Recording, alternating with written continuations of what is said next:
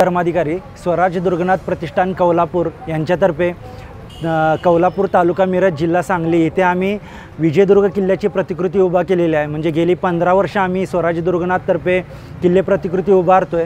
तर याच्यामध्ये प्रत्येक वेळी अपडेट करत जाऊन यावेळी आम्ही किल्ले विजयदुर्गची प्रतिकृती उभा केलेली आहे। म्हणजे छत्रपती शिवाजी महाराजांनी जे समुद्रावरचं आरमार उभं केलं होतं, वैभव उभं केलं होतं, ते वैभव इथं दाखवण्याचा आम्ही एक छोटासा प्रयत्न केलेला आहे। म्हणजे विजयदुर्ग किल्ल्याची प्रतिकृतीची हुबेहूब प्रतिकृती कशी असेल किंवा त्या वास्तू असतील, तटबंदी असतील, छत्रपती शिवाजी महाराजांनी जो किल्ला 1653 मध्ये जिंकून घेऊन 5 एकरमधला किल्ला 17 एकरमध्ये बांधून काढला, तिहेरी तटबंदीने बळकटी दिली, त्याचबरोबर 27 बुरुज बांधून घेतले आणि पूर्णपणे हा किल्ला सागरी आरमावरती उभा केला आणि तिथून पूर्णपणे इंग्रज, डच, पोर्तुगीज असतील त्यांच्यावरती जरब बसवली।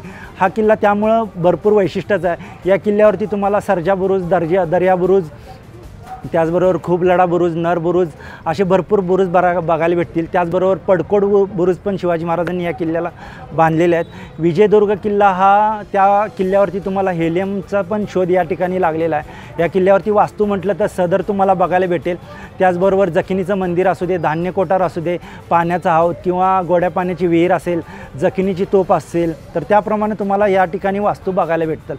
तर स्वराज दुर्गनाथ प्रतिष्ठान कौलापूर सर्वांना आवाहन करते की हा किल्ला आम्ही जो कौलापूरमध्ये बनवला आहे तो तुमच्या मित्रांना किंवा नातेवाईकांना सांगा की हा किल्ला, कारण छत्रपती शिवाजी महाराजांनी जे उभं केलेलं वैभव आहे ते तुम्हाला एका दृष्टिक्षेपात एका तासामध्ये कसं बघता येईल। कारण की लहान मुलांना किंवा म्हाताऱ्या माणसांना किल्ल्यावर जाऊन हा किल्ला बघणं शक्य नाही आहे, तर त्यांना एका दृष्टिक्षेपात कसा बघता येईल तो चाललेला आमचा हा उद्देश आहे। तर प्रत्येकांना ह्याच्याबद्दल माहिती द्या। धन्यवाद।